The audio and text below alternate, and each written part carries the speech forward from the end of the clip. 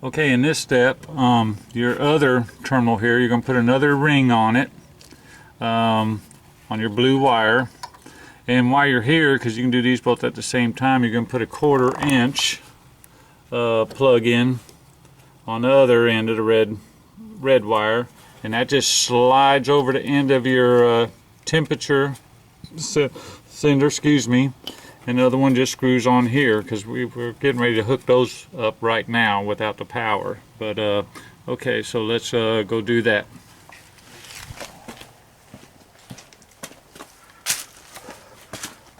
Okay, so the other blue wire, this is going to be really hard to see. The other blue wire that you have is going to go into your gauge, and it's going to hook up to the S. And just plug it in on the S terminal coming out, and your red wire that's coming from your sending unit I just showed you will go on the S here. And that's pretty much it for hooking the sender units up. So now we'll go on to getting power to it and then the ground, and then we're almost there.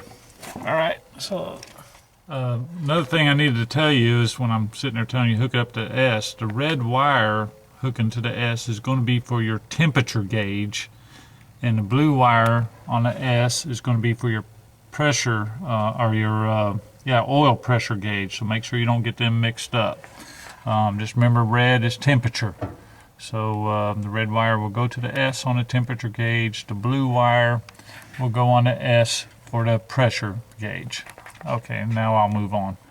Okay, and for this step we're going to ground the gauges, and like I said, I'm sorry if this is real hard to see. I'm going to just try to explain it to you. But what you're going to do is come off the ground. You're going to put a 1/4 inch fitting on the ground from the top gauge, and what you're going to do is use one of those piggyback fittings, and you can put this all together before you put it in there, but you're going to come off of that ground into a piggyback into the other ground. I don't know if you can see it, but right in there, see those two wires? And what I did, I did a piggyback, hooked them together, and I came off of that with the ground, longer wire, and I ran it over here to the radio mount, and it seemed to be a real good ground. And that's the other ground's for the lights, so don't worry about that now, because you're going to need, don't tighten that down yet, because you're going to be putting another ground for your for the lighting of your gauges. But like I said, just come off the ground from one gauge into the ground of the other gauge with a piggyback, then come off with the ground from there down to the ground here. Okay, and then now for the power. Okay, what I used, I believe it was a radio, but you want to take your test light and test, like, see, I believe this is the radio, and I came with a twin, I forgot what it's called, but it's a twin type fitting that slides over to positive, and it gives me where I have two connections where I can run two powers off of one connection.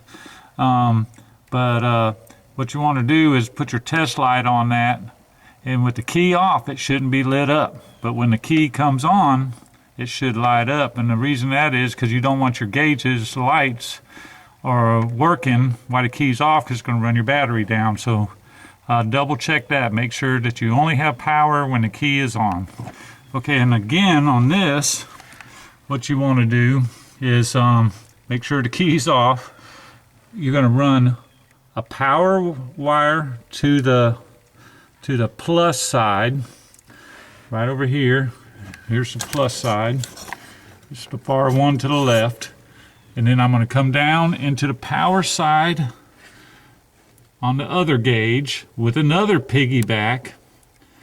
So you've got a hot wire running from the positive down to the positive here, do a piggyback, come off with another wire off of that into your power source, and that gives your gauges. Now your gauges should work at this point, just your lighting don't work. Now for the lighting, again, you want to come up, because here's for your lights is right up here on top, and as you can see I got piggybacks. What I did, I came off the bottom gauge, I plugged in a single connector up to the light with a piggyback, and you can see the piggyback into the plus side over here, and then came off with a hot wire there into the power source as well. And same with the ground.